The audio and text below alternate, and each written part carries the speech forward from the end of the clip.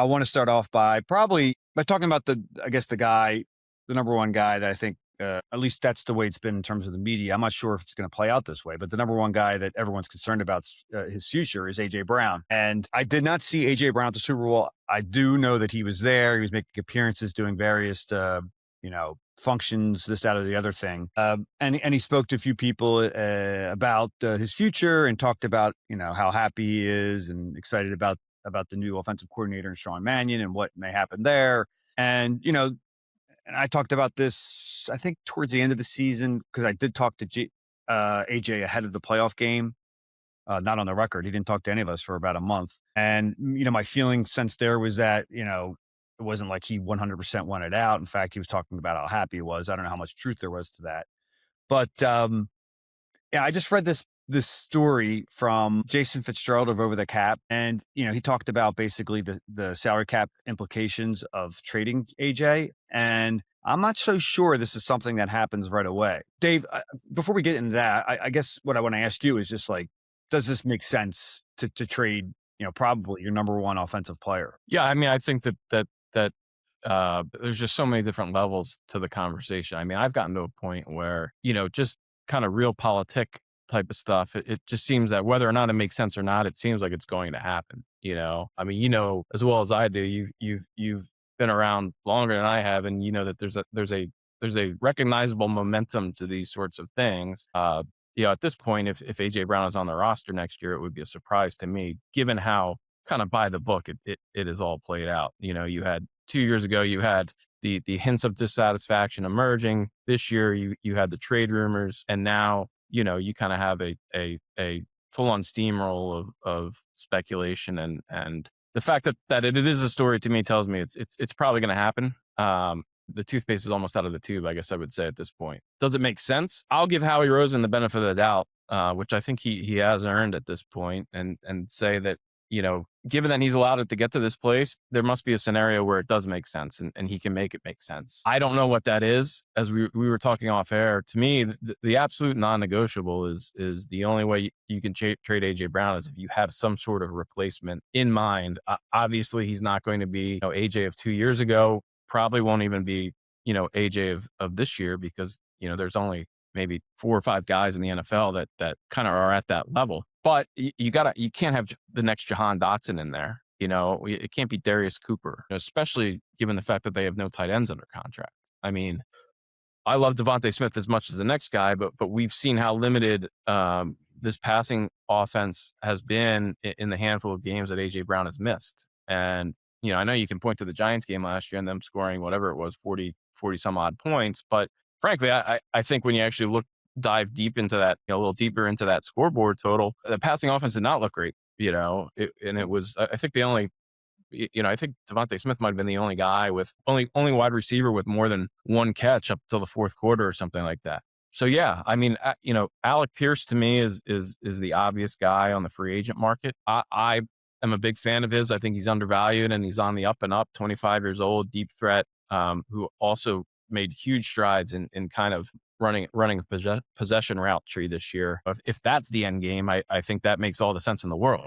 I just don't know that the Eagles are going to be able to work their way to number one on his list when you've got a team like the Patriots with Drake May and $40 million of cap space out there. So yeah, long story short, that's what it will have to take to make sense, in my opinion.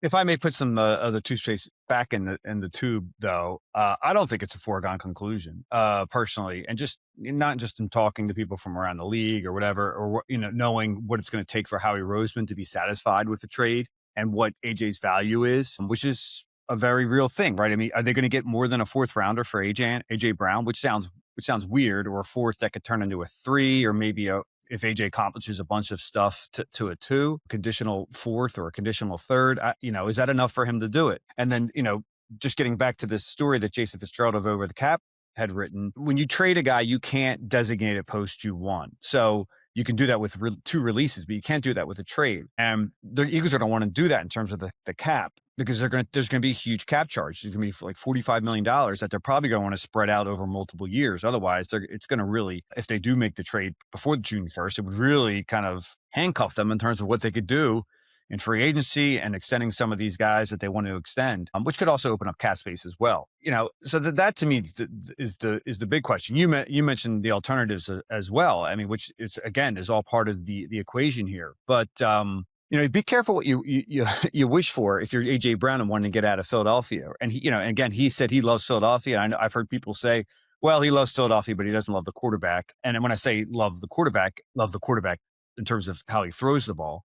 Because as I found out in talking to various people, is that I think AJ and Jalen were in a pretty good spot. I mean, Jalen said as much, but they were a pretty good spot by the end of the season. That they had cleared things up, they had talked, and that's as far as it goes off the field. On the field, right? Is this offense going to convince AJ Brown that Jalen Hurts is going to this new offense is going to get him the ball the way he wants to get the ball? And I think that's the question to AJ. Now, I do agree with you. The way that Howie Roseman has answered the questions about AJ dating all the way back to the trade deadline about him being a great player. You don't want to get rid of great players.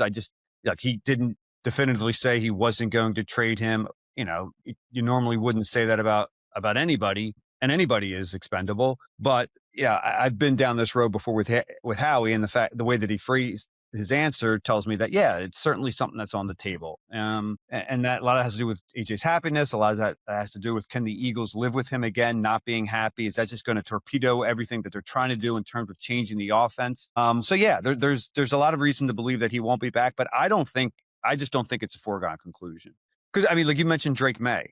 Did Drake May look like any better than Jalen Hurts in the Super Bowl? Now, look, the Seahawks are a great defense. I don't want to take anything away from him and what he accomplished this past year. But I mean, how many quarterbacks are going to get AJ the ball the way he wants to get it? I mean, a handful, maybe. I don't know. So I think there's a way to convince AJ that staying in Philadelphia is best for him and best for all parties involved. That's the big unknown is just how frayed are things behind the scenes. If it's has it gotten to the point where both sides are kind of like, he just can't be back here. I'm not close enough to the situation to have a great read on that. But yeah, I think the other question is then, is there some sort of negotiation with whoever acquires him to, yeah, a handshake kind of deal before June 1st. I mean, it's yeah, possible. or just in terms of spreading out the cap hits and what kind, who's taking what money and stuff like that. I don't know if there's any, I don't know if there's any wiggle room in terms of ways it can make sense. I'm looking at the structure of his contract right now, and it's kind of all Greek to me. Do you have any, I think a lot of his money is option bonuses at this point. I mean, that's the kind of thing that an acquiring team could pick up, correct? Would pick up, I would assume. Yeah. I mean, he's only got, just eyeballing it, he's only got, I think, $15 or $16 million in kind of prorated signing bonus, which is what gets rolled in automatically if they were to cut him. So it's for waiting until post June 1 creates leverage for Howie, to me. And teams have injuries. As you get closer to the season, you realize the guys you have in camp aren't going to get it done. I mean, there are only so many great receivers in the league, and say what you want about AJ losing a quarter step, an eighth of a step. I don't know. I mean, I think it's a very real thing. I've talked to a bunch of personnel people across the league. That seems to be the consensus. I don't think that's uniform, but and there was also the fact that, it just didn't seem like he was finishing routes like he normally would. Just seemed a little disinterested at times. But when he was performing at his peak this past season, he's as good as anybody. I mean, they're going to shade him as good as Devontae is, and at times they were still clouding coverage towards AJ. I mean, defense coordinators worry about him more than they do Devontae Smith. Maybe not moving, maybe not, next year. He's going to be 29 soon. But to me, if Howie gets, the leverage that he would want would have to be closer to the start of the season, or in fact, maybe at some point in season.